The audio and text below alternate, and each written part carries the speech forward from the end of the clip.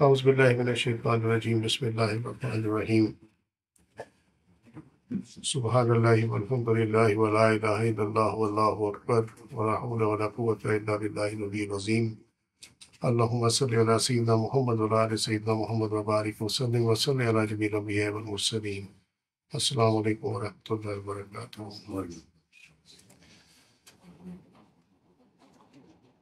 شرح صحیح بخاری کتاب الہبہ چیپٹر 17، جس نے کسی عذر سے یا قبول نہیں کیا۔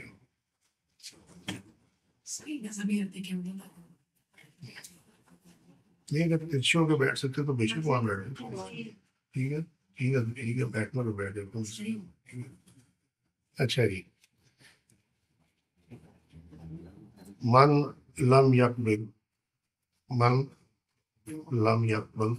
الہدیہ لعلہ من لم یقبل الہدیہ لعلۃ، کہ جس نے کسی علت کی وجہ سے ہدیہ قبول نہ کیا۔ ٹھیک ہے۔ قال عمر بن عبدالعزیز، عمر بن عبدالعزیز جو خلیفہ پنجم تھے، خلیفہ تو چار ہی ہیں ویسے لیکن ان کو بھی خلیفہ مانتے ہیں۔ ٹھیک ہے۔ کانت الہدیۃ فی زمان رسول اللہ صلی اللہ علیہ وسلم ہدیۃ، کہ نبی کریم صلی اللہ علیہ وسلم کے عہد میں کوئی چیز جب دی جاتی تھی، گفٹ جو دیا جاتا تھا وہ ہدیہ تھا۔ والیوم، اور آج رشوت، وہ رشوت ہے۔ ٹھیک ہے۔ یہ بات ہو رہی ہے جو گورنمنٹ کے لوگ ہوتے ہیں ان کے حوالے سے یہ بات ہو رہی ہے، یعنی ہیڈ آف اسٹیٹ سے لے کر ایک چپراسی تک، یہ ان کی بات ہو رہی ہے۔ یعنی آپس میں لوگ ہدیہ دیں تو وہ رشوت نہیں ہے۔ ٹھیک ہے۔ بٹ ان اے سینس ہے بھی، اگر تو وہ بغیر کسی مطلب کے دیا جائے تو پھر تو وہ ہدیہ ہے، لیکن اگر کسی مقصد کے لیے دیا جائے نا پھر وہ رشوت ہے۔ جیسے کسی کی شادی ہے، کسی بڑے آدمی کی گھر میں شادی ہے اور آپ اس میں مہنگا ترین تحفہ دیں یہ سوچ کے کہ کل کو میں اس سے فائدہ اٹھاؤں گا، تو یہ رشوت ہے۔ اور اس کا عذاب اسی پہ آئے گا کیونکہ تحفہ لینے والے کو تو نہیں پتا کہ اس کے دل میں کیا ہے۔ مگر اگر اس کو یہ سینس ہے نا کہ اس نے کل کو آنا میرے پاس ہی ہے تو پھر بہتر ہے ذرا اشترا بھی کریں۔ یہ چھوٹی چھوٹی سی چیزیں بظاہر لگتی ہیں لیکن اس کا اثر بہت بڑا۔ وہ آپ ہیڈ آف اسٹیٹ کو جناب مکان دے دیں کروڑوں روپے کا کہ جی میری طرف سے یہ گفٹ ہے، اب لازمی بات ہے جب اس نے 5 7 10 کروڑ کا مکان دیا ہے تو وہ 2 4 ارب تو بنائے گا نا، تو کیسے بنائے گا؟ اس کی جو ہے جو اس نے اس کو گفٹ دیا ہے اس کے وزن میں لا کر جو آپ میں وقت ہے جو ہیڈ آف اسٹیٹ ہے اس سے اپنا کام نکلوائے گا، اور اس کی نظریں نیچی ہوں گی کہ یار اس نے مجھے یہ دیا تو لہٰذا اس کا یہ کام جو ہے وہ کرنا چاہیے۔ ٹھیک ہے۔ سو یہ رشوت ہے، آپ چاہے اس کو کہہ کے نہ دیں لیکن ہے وہ رشوت۔ تو اس قسم کا گفٹ جو ہے وہ رشوت میں آتا ہے۔ ٹھیک۔ اس کی اصل تعلیق جو ہے وہ یہ ہے، اور یہ چونکہ ذرا تھوڑا سا لمبی ہے تو میں فی الحال اردو پڑھ دیتا ہوں تاکہ وقت بچ جائے۔ فرات بن مسلم نے بیان کیا کہ ایک دفعہ عمر بن عبدالعزیز کو سیب کھانے کی خواہش ہوئی تو انہیں اپنے گھر میں کوئی ایسا چیز نہ ملی جس کی عوض وہ سیب خرید سکیں۔ ہم ان کے ساتھ سوار ہو کر نکلے تو ان کے پاس ایک خانقاہ سے گزرے جہاں ان کی ملاقات خانقاہ کے منتظم کے غلاموں سے ہوئی جن کے پاس طباق میں سیب تھے۔ تو اس کو نکال دے تو ٹھیک ہو جائے گا۔ الحمدللہ یہ اپنی ٹرانسلیشن ہے۔ جن کے پاس طباق میں سیب تھے، یعنی باہر وہ جو خانقاہ کے جو تھے نا کرتا دفتر وہ باہر کھڑے ہوئے تھے، ان کے پاس یہ طباق میں سیب تھے۔ آپ رکے اور طباق سے سیب اٹھایا، اسے سونگا اور واپس رکھ دیا۔ پھر فرمایا اپنی خانقاہ میں واپس جاؤ۔ فرات میں مسلم نے کہا مجھے معلوم نہیں کہ تم نے میرے ساتھی میرے کوئی چیز بھیجی ہے۔ میں نے اپنے خچر کو آگے بڑھایا اور ان سے جا ملا، پھر کہا اے امیر المومنین مجھے سیب کی طلب تھی مگر آپ کے پاس سیب نہیں تھا تو میں آپ کے لیے لایا ہوں۔ پھر میں نے اپنی بات دہرائی، آپ نے فرمایا مجھے اس کی ضرورت نہیں ہے. میں نے کہا کہ یا رسول اللہ صلی اللہ علیہ وسلم ابو بکر اور عمر ہدیہ قبول نہیں کرتے تھے؟ انہوں نے جواب دیا ہدیہ صرف ان حضرات کے لیے تھا، مگر ان کے بعد اموال کے لیے یہ رشوت ہے. بس وہ اللہ جس پہ رحمت فرمایا ان کو پتہ لگ گیا بات. جو ہدیہ کسی ناجائز یا غیر قانونی کام کروانے کے لیے دیا جائے وہ رشوت ہے، جو کہ لینے والے پر ہر حال میں حرام ہے، اور دینے والا اگر ظلم سے بچنے کے لیے یا اپنا حق جائز طریقے سے نہیں مل رہا وہ حاصل کرنے کے لیے رشوت دے تو یہ حرام نہیں. وہ دینا تو نہیں چاہتا، لیکن جو لینے والا وہ بضد ہے کہ جب یہ نہیں دو گے تو میں کام نہیں کروں گا. ٹھیک ہے، اب اس کا حق یہ بنتا ہے کہ اس کا کام ہو، تو وہ گورنمنٹ کی طرف سے ڈیوٹی لگائی گئی ہے اس کام کرنے والے پہ، آفیشل پہ. وہ کہتا ہے میرے پیسے دو گے تو کام کریں گے. ٹھیک ہے، ایسا ہی ہے نا. تو وہ پھر جب مجبوری میں دینی پڑے نا تو پھر رشوت دینے اور لینے والا دونوں کا وبال رشوت لینے والے پہ ہوگا. رشوت دینے والے پہ اس پر کوئی وبال نہیں ہوگا. یہ اس میں ایڈیشن الحمدللہ میں نے کر دی تھی کہ رشوت کے حرام اور اس کے متعلق وعید کا ثبوت کیا ہے. یہ سورہ المائدہ کی آیت نمبر 62 ہے. وَأَكْلِهُمُ السُّحْتُ، اور حرام کھاتے چلے جاتے ہیں. یہاں حرام سے مراد رشوت ہے. یہ مفسرین نے اس کے بارے میں بڑا واضح لکھا ہوا، کیونکہ یہ جو سحت ہے، سحت یہ حال تو لگایا ہوا نا اس کے ڈیفینیٹ کرنے کے لیے. سحت سحت ٹھیک ہے.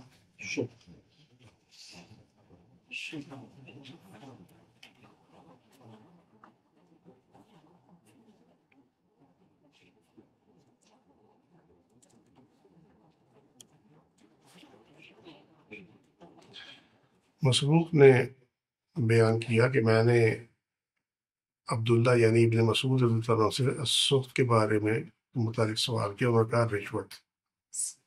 ٹھیک ہے، یہ جو سخت ہے یہاں پہ اس آیت میں یہ کیا ہے؟ ٹھیک ہے، تو حضرت ابن مسعود رضی اللہ عنہ نے بیان دیا، فرمایا کہ رشوت ہے. ٹھیک ہے، اس لیے مفسرین اس کو رشوت بیان کرتے ہیں. اور ان سے فیصلے میں ناانصافی کے متعلق سوال کیا گیا تو انہوں نے کہا یہ کفر. ہاں، کیوں کفر کیسے ہے؟ یہ کفر ایسے ہے کہ اللہ نے حکم دیا ہوا ہے کہ عدل و انصاف کرو. قرآن پاک میں آیات ہے نا عدل و انصاف کے احکامات سے. تو جب کوئی جان بوجھ کر ناانصافی کرتا ہے نا تو اللہ تعالیٰ کے جو احکامات ہیں ان کی قصدن ان کی نافرمانی کرتا ہے. ایک تو ہوتا ہے کہ آپ کا قصد نہیں ہوتا، آپ سے ہو جاتی ہے، آپ کو معلوم نہیں ہوتا. ٹھیک ہے، وہ تو نظر آتی نہیں، پتہ اس کو اس سے ہوگی.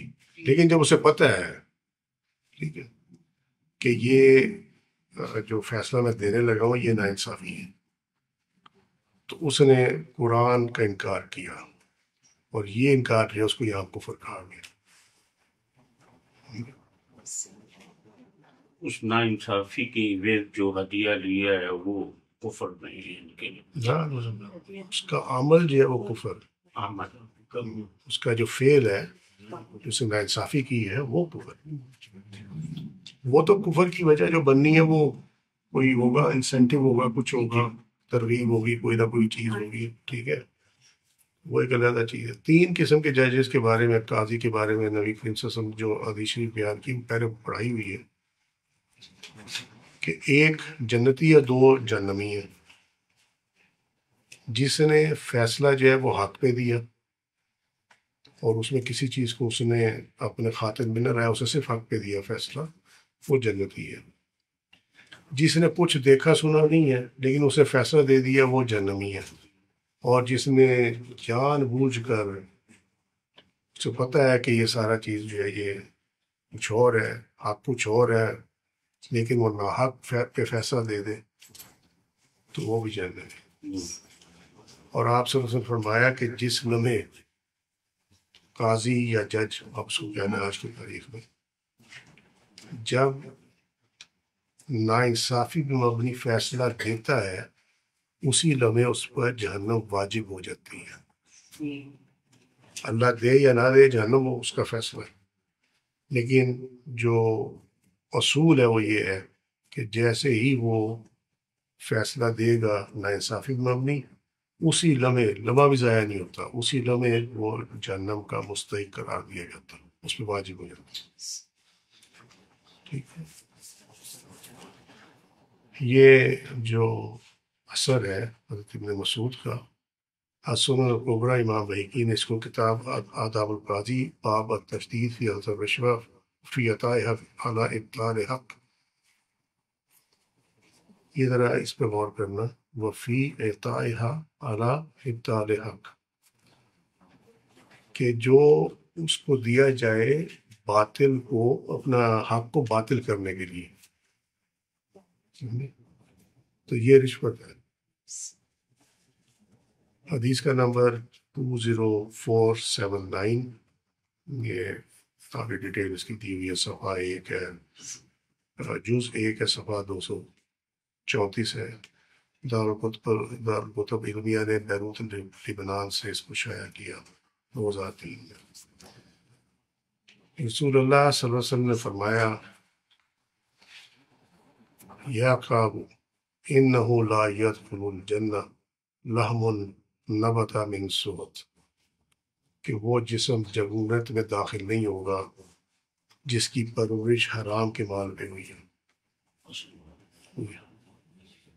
رشوت کے مال پہ ہوئی ہے یا حرام کے مال پہ. یا کعب انہ لا یربو لحم فی سحت الا کانت النار اولی بہ، اور جو گوشت جسم حرام پر پلا بڑا ہو اس کے لیے نار جہنم بھی بہتر ہے. کتاب معجم الکبیر امام طبرانی کی، باب الکاف طارق بن شہاب عن کعب بن عجرہ، حدیث کا نمبر 1022، صفحہ 105، والیوم 19، مکتبہ ابن تیمیہ قاہرہ سے یہ سیکنڈ ایڈیشن اس کا پرنٹ ہوا، پبلش ہوا. سوری، حرام ہے جی.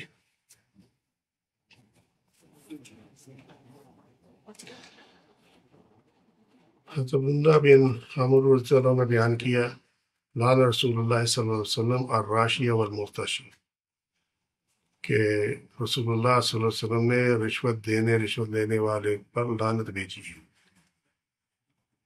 سنن ترمذی چیپٹر 13 حدیث کا نمبر 1334. ٹھیک ہے جی. اسی طرح ان سے اور ایک روایت ہے، قال نبی صلی اللہ علیہ وسلم الراشی والمرتشی فی النار، کہ رشوت لینے اور دینے والا دونوں جہنمی ہیں، یعنی دونوں آگ میں ہیں. معجم الاوسط امام طبرانی کی، باب الف ما اسمہ احمد، حدیث کا نمبر 2026.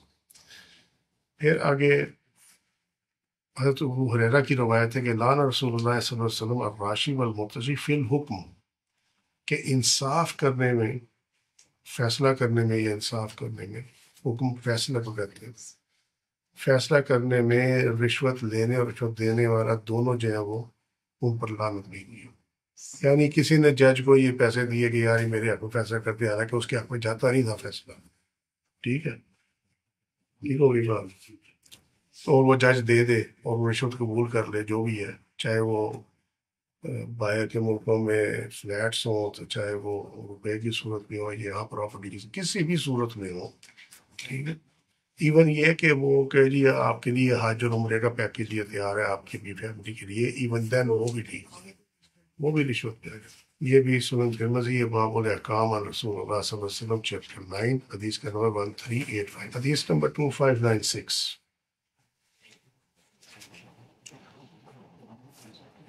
حدیث یہ 1825 میں گزر چکی ہے. یہ احرام کی حالت میں جو آپ کو ہدیہ پیش کیا گیا تھا وہ آپ نے واپس کر دیا تھا، کیونکہ وہ شکار کا تھا. آپ نے فرمایا کہ یہ ہم احرام کی حالت میں زیادہ قبول نہیں کر سکتے.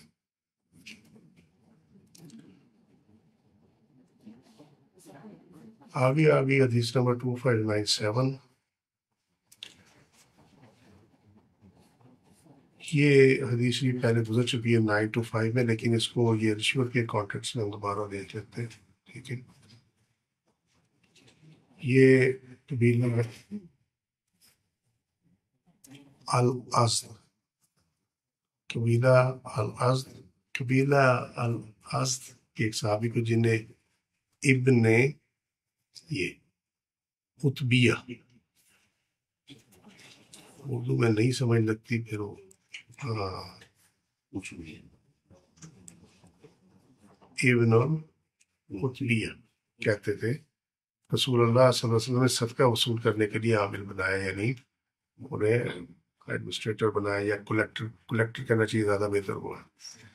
پھر جب واپس آئے تو کہا کہ یہ تم لوگوں کا یعنی بیت المال کا، اور یہ مجھے ہدیہ ملا۔ انہوں نے کہا ابن اتبیہ نے کہ یہ جو ہے بیت المال کا جو میں لایا ہوں وہاں سے، اور یہ والا جو ہے میرے پاس، یہ مجھے انہوں نے ہدیہ کیا۔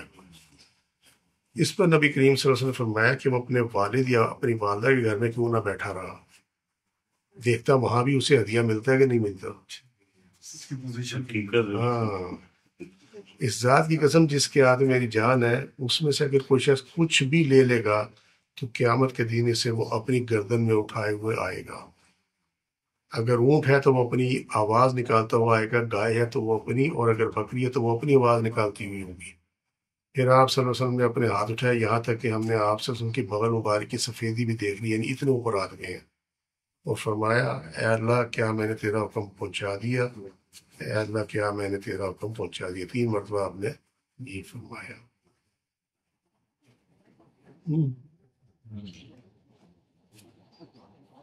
یہ ٹرسٹ والے لوگ کہاں جائیں گے؟ اسی میں ٹرسٹ والے، ٹرسٹ والے، جی، یہ جو ویلفیئر ٹرسٹ والے لوگ ہوتے ہیں، تو ان کی جو سیلریز ہوتی ہیں اور وہ جو اپنا، وہ تو ٹھیک ہے، وہ اس کا مسئلہ نہیں ہے۔ وہ یہ زکوٰۃ کے جو کلیکٹر ہے اس کو بھی جو بیت المال سے یا خزانے سے ملے گی، سرکاری خزانے سے جو سیلری ملے گی وہ ٹھیک ہے، وہ تو آیت کے اندر ہے، ٹھیک ہے، وہ اس میں الاؤڈ ہے اس کے اندر۔ اس کی حکومت بیان ہوگی، ہاں جی، یہ غلط ہے، نہیں کرنا چاہیے۔ یہ جو تھا واپس کیا، واپس ہوا، جو اس کو ملا تھا، جو اس کو ایکسٹرا ملا تھا، ہاں تو واپس ہوا، ڈیفینیٹلی ہوا۔ کسی میں کون چاہے گا کہ قیامت کے دن یہ جو مال ہے یہ بولتا ہوا ہے میری خلا بوائی دے۔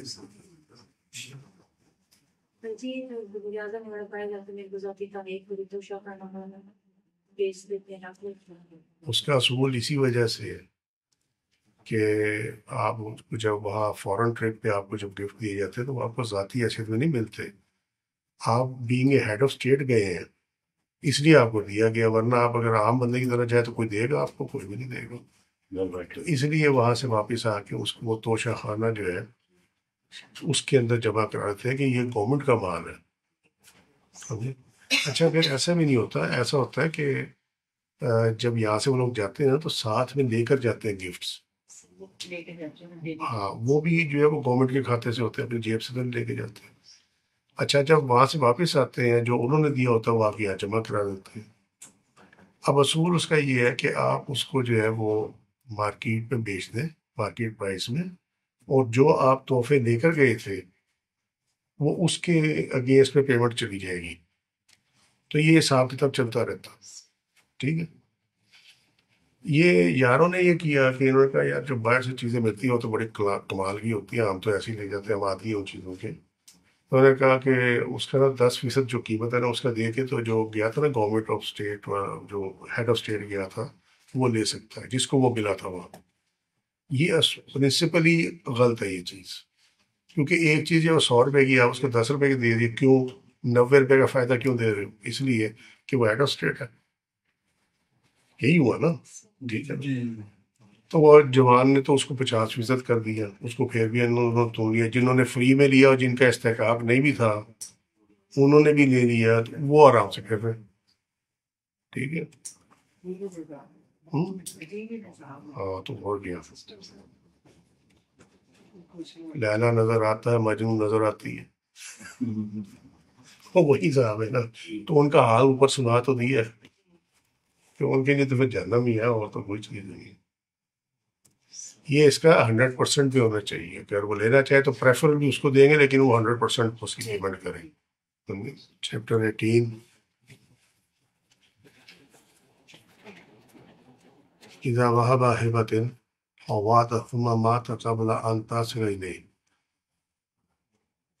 جب وہب نے ہبہ کیا یا اس کا وعدہ کیا، ثم پھر ماتا فوت ہو گیا، قبل اس سے قبل کہ تصل الیہ، کہ جس کو وہ ہدیہ کیا گیا ہبہ کیا گیا ہے اس کو وہ چیز ملی یا نہ ملے، ٹھیک ہے نا۔ اب یہ اس کے اندر وہ بیدہ بن عمر سلمانی کہتے ہیں کہ اگر ہبہ کرنے والا مر جائے اور موہوب پر موہوب و لہو کا قبضہ ہو گیا، جس کے آگے یہ لکھا ہو نا لہو، دیٹ مینس اس کے لیے، ٹھیک ہے، ٹھیک ہوگی بات۔ تو یہ موہوب لہو جس کے لیے ہبہ کیا گیا، جس کو ہبہ کیا گیا، ہاں جس کو یہ اس طرح یاد رکھو نا، جس کے لیے ہبہ کیا گیا، تو وہ یہ تم کبھی بھولے گا نہیں انشاءاللہ، ٹھیک ہے نا۔ پھر وہ اگر زندہ ہو پھر مر جائے تو موہوب لہو کے وارثوں کا ہوگا، یعنی جس کے لیے اگر جو ہبہ کیا گیا ہے وہ اگر مر جائے تو وہ پھر جو ہبہ ہے وہ اس کے وارثوں کا ہوگا، ٹھیک ہے۔ اور اگر موہوب لہو قبضہ ہونے سے پیشتر واحد مر جائے تو واحد کے وارثوں کو ملے گا، یعنی جو ڈرا تھا جس نے ہبہ کیا ہے اگر وہ مر جائے اور موہوب لہو کو اس کا یہ لہو کو خون نہ لے لینا تمہاری مہربانی ہے۔ جس کو ہبہ کیا گیا ہے پہلا کیس تو اس کا ہے یہ والا یہاں تک، لیکن یہ ایک ان کا کامنٹ ہے، ابھی ہم دیکھیں گے کہ فقہ میں کیا ہے یہ۔ اور جس نے ہبہ کیا اگر وہ قبضے سے پہلے فوت ہو جائے تو وہ کہتے ہیں کہ یہ اس کے وارثوں کو ملے گا جس نے ہبہ کیا تھا، یعنی اس کے اندر تحویل ہبہ جو ہے، جو قبضہ ہبہ بلکہ یہ تحویل تو عربی میں چینج کرنے کو بھی کہتا ہے، تو ہبہ پہ قبضہ کرنا جو ہے وہ اس میں شرط نظر آ رہی ہے، ٹھیک ہے، شرط اس میں وہ نظر آ رہی ہے۔ اب سوال اس میں یہ ہے کہ کیا ہبہ جب کر دیا گیا کہہ دیا گیا کیا اس ٹائم ہبہ مکمل ہو گیا یا ہبہ مکمل ہوگا قبضہ ہونے کے بعد، یہ اس کے اندر سوال ہے، ٹھیک ہے۔ یعنی آپ یہ ایسے ہے کہ نسرین نے کہا کہ جی میری یہ جو چوڑیاں ہیں یہ میری فلانی بیٹی کو جو ہے وہ ہبہ کر دی، میں نے کر دی، میں نے گفٹ دے دیا، ابھی وہ چوڑیاں اس کے پاس ہیں، ٹھیک ہے، اور نسرین کی ہو جاتی ہے ڈیتھ۔ اب وہ چوڑیاں جو ہیں وہ نسرین کے قبضے میں ہی ہیں، لیکن اسے سب کے سامنے کہہ دیا کہ جی یہ میں نے ہبہ اپنی فلانی بیٹی کو کر دیا، ٹھیک ہے۔ سوال یہ ہے کہ کیا وہ چوڑیاں جو ہے وہ نسرین کے جو ورثہ ہیں جس کی ساری اولاد اور خاوند ہے ان میں وہ تقسیم ہوگی، یا جس کو اس نے ہبہ کا کہہ دیا اس کو ملے گی کیونکہ ابھی اس کے قبضے میں نہیں گئی چوڑیاں، یہ ہے اس کے اندر سوال۔ اب سمجھ گئے ہو بات، ٹھیک ہے۔ اب یہ جو عبیدہ بن عمر سلمانی ہے وہ یہ کہتے ہیں کہ اگر ایسا کیس ہو جائے جس طرح ہم نے ابھی ایک مثال دی، تو ان کے مطابق یہ ہے کہ نسرین کے جتنے ورثہ ان کو ملے گی، ان سب کو ملے گی، یہ ان کا کہنا ہے۔ لیکن ہم اس کو مکمل تب کریں گے جب ہم یہ دیکھیں گے کہ امام ابو حنیفہ اس میں کیا کہتے ہیں اور دوسرے فقہا اس میں کیا کہتے ہیں، ٹھیک ہے۔ یہ ابھی ایک کامنٹ ہے، آپ اس کو ایسے کامنٹ ہی سمجھیے سکو۔ اور امام حسن بصری نے کہا کہ فریقین میں سے خواہ کسی کا بھی پہلے انتقال ہو جائے ہبہ موہوب لہو کے ورثہ کو ملے گا، یعنی یہ جو پہلے والا کیس ہے وہ یہ کہتے ہیں، یعنی ہماری اگزامپل میں وہ اس کی بیٹی کو ملے گا جس کا وہ کیا گئی ہے، ٹھیک ہے۔ وہ چوڑیاں جو ہے یہ بھولیں گی نا، اس لیے کہ چوڑیاں جوتیاں کپڑے یہ نہیں بھولتے، ٹھیک ہے نا، تو وہ اس کو ملے گا۔ اب یہ ایک دوسرا ورژن ہے۔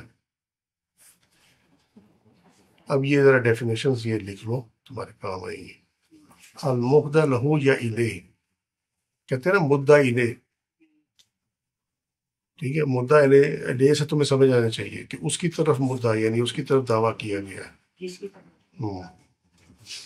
جس کو کوئی شے ہدیہ کی گئی، اور عہدہ کوئی شے ہدیہ کرنے والا۔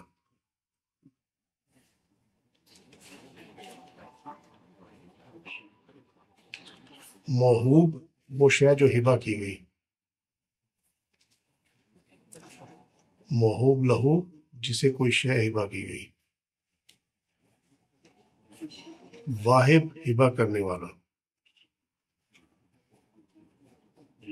اور اس کی ڈیفینیشن فقہ میں یہ ہے کہ وہ شخص جو کسی منقولہ یا غیر منقولہ، موویبل اور ان موویبل جائیداد کو جو کہ موجود ہو، پریزنٹ ہو، ٹھیک ہے، رضاکارانہ طور پر بلا معاوضہ کسی دوسرے شخص کو منتقل کر دے، اس کو واہب کہا جاتا.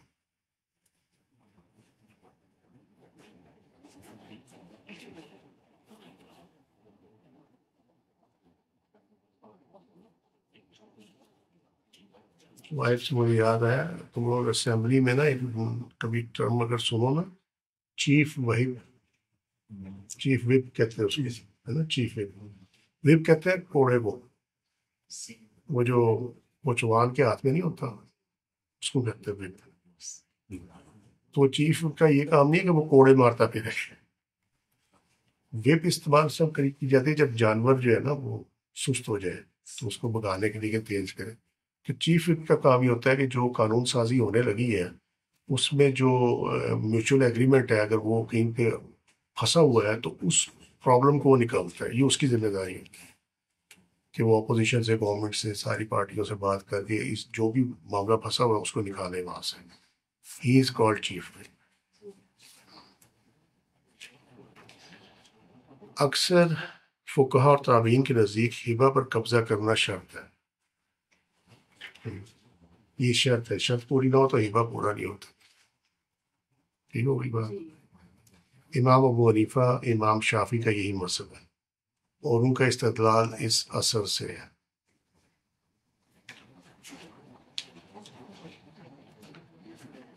اور بار بیان کیا کہ حضرت عائشہ رضی اللہ عنہ نے فرمایا میرے والد ابو بکر نے العالیہ مدینہ کے نواب یہ علاقہ ہے، بعض روایات میں اس کا نام جو ہے وہ الغابہ لکھا ہوا، اس میں اپنی زمین میں سے اناج کا 20 وسق حصہ مجھے ہبہ کیا. جب وفات پانے والے تھے تو مجھ سے کہا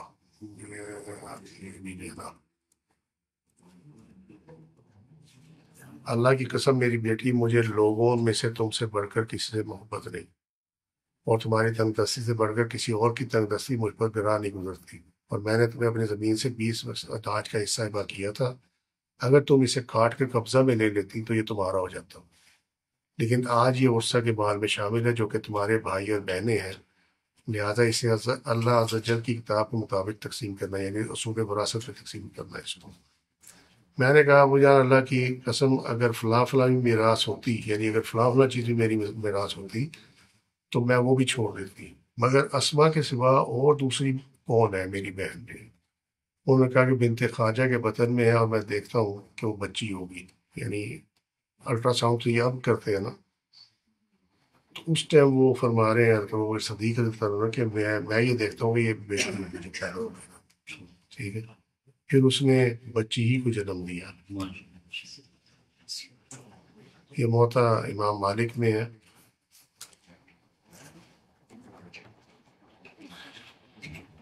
اور النخلہ باب ہے 808 نمبر، اس حدیث اس اثر کا نمبر ہے.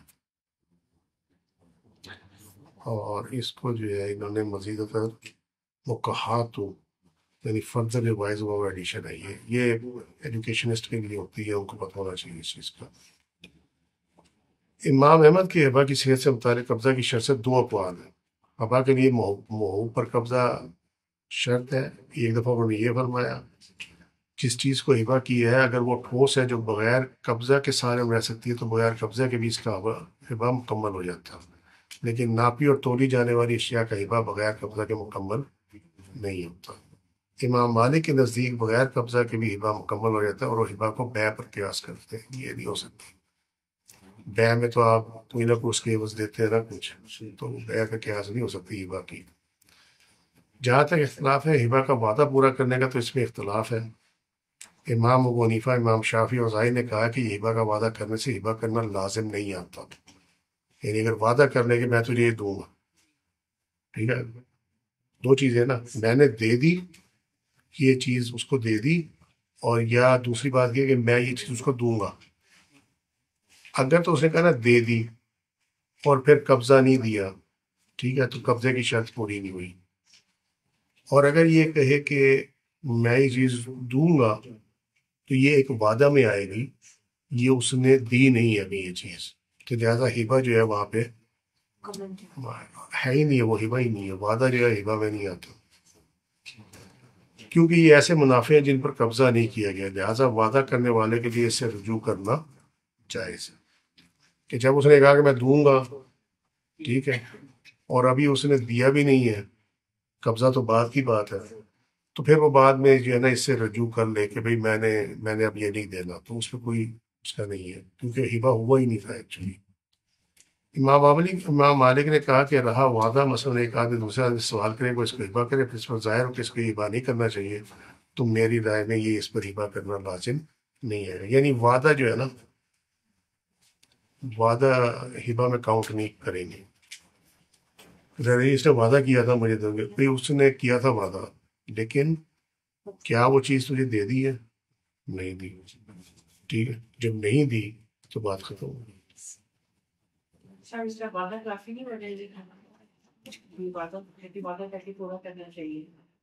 ہے نا، ایک باپ اگر ایک اس کے 4 بیٹے ہیں، وہ ایک بیٹے کو کہ جی میں تو یہ مکان دے دوں گا، پھر بعد میں اس کو اگر خیال آئے کہ یار یہ زیادتی ہو جائے گی، ٹھیک ہے، تو وہ اپنے ہبہ والے وعدے سے پھر جائے کہ جی ٹھیک ہے میں اب نہیں دوں گا، تو اس پہ کوئی بات نہیں ہے، اس لیے کہ اس نے مساوات کی خاطر. ہاں. امام احمد بن حنبل کے نزدیک وہ ہبہ ہو جائے گا، امام ابو حنیفہ کے نزدیک نہیں، جب تک قبضہ نہ. جب تک اگر آپ اس کو پراپرٹی وائز جائیں اور آج کے دور میں جائیں تو کم از کم اس نے آپ کے نام تو ٹرانسفر کیا ہوگا، تو یہ اسی کو وہ قبضے میں ہی آ جائے تقریباً کہ نام پہ ٹرانسفر کر دیا، وہ مالک یہ بنا دیا اس نے جا کے لینی ہے نا، تو مالک کاغذوں میں مالک وہ ہو گیا جس کو ہبہ کیا تھا. اب وہ اس نے ٹرانسفر بھی نہ کیا اس کے نام پہ،